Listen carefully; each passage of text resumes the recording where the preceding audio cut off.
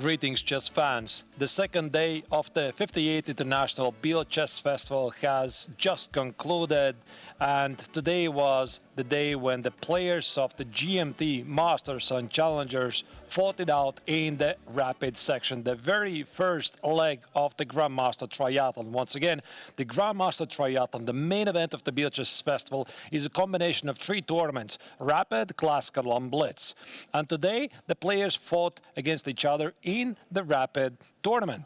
So I have selected for you the best game across both tournaments because that was the one that featured a lot of up and downs, crazy moments, and ended with an unexpected twist. This game was played in the final round of the Challengers tournament, where Aram Hakobian with the white collar was trying to take on the leader, the current leader of the tournament, Nicolas Theodorou. Speaking about Nicolas, he was doing pretty poorly in the Chess 960 tournament, finishing in the last place. Hakobian was looking for a chance to win the game and overtake the current leader in the overall standings. So the game started with d4, knight f6 on c4, and you would think that the tournament leader would want to play something solid. But no, here Theodorou played c5, d5, and b5, the Benko opening, which is a pretty rare guest at a GM level. C takes on b5 was played, a6, b takes on a6, and here suddenly, instead of the automatic typical moves here, g6, bishop g7, sometimes black plays queen a5 for knight a6, black suddenly played e6, transposed into some sort of Blumenfeld gambit. So white normally here plays knight c3, but Hakobian decided to play d takes on e6, f takes on e6, and after knight c3, bishop takes on a6, black had sacrificed the pawn, but gotten a lot of activity in return.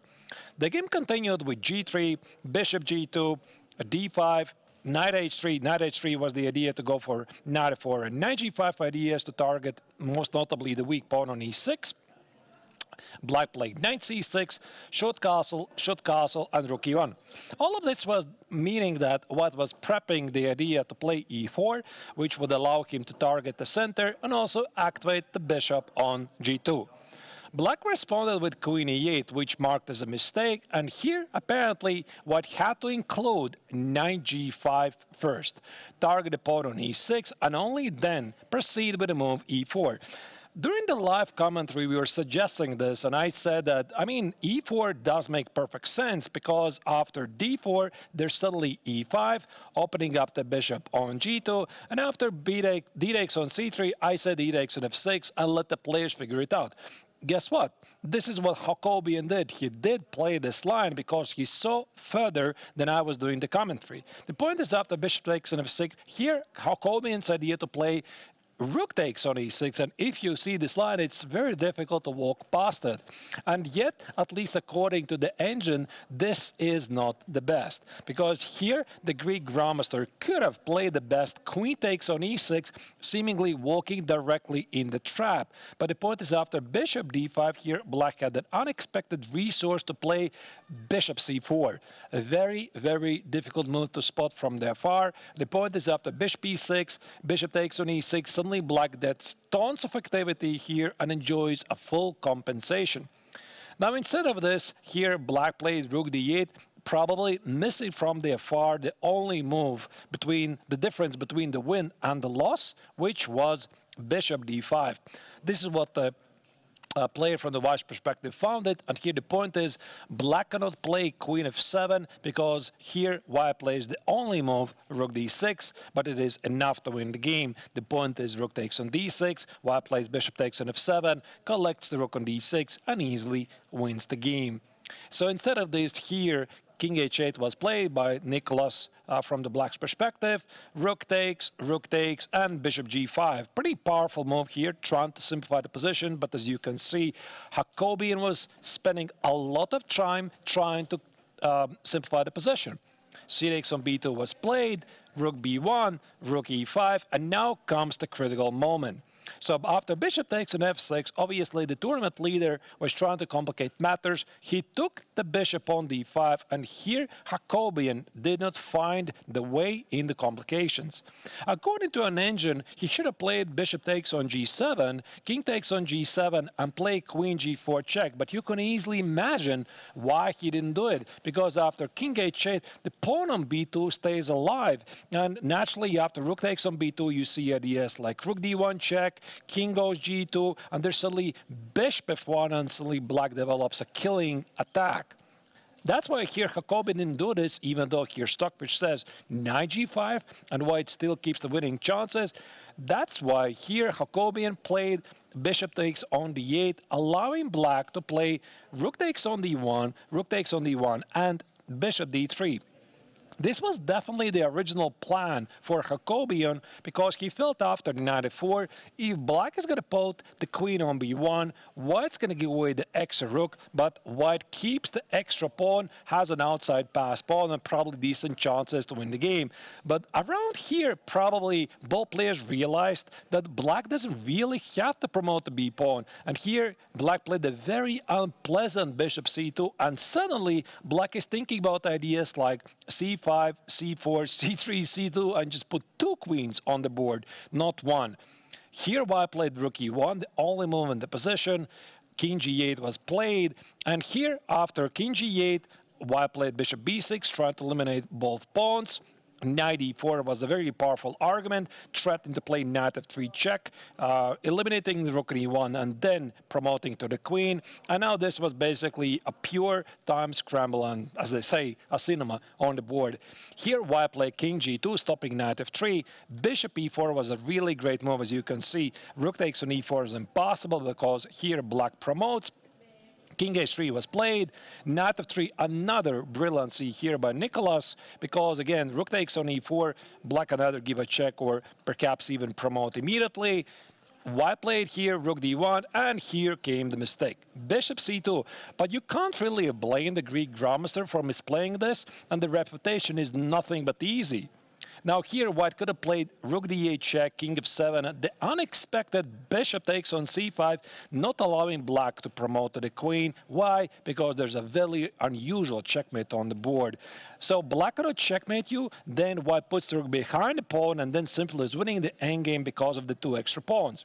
Speaking about what Theodoros' best choice was here in this position, it's not bishop c2, it was the move knight g5 check. And I suspect in the time scramble, Nicholas simply missed that white cannot play king g4 because of bishop f3 check. For example, here, bishop f3 check, king g5, bishop takes on d1, and now this b pawn is unstoppable.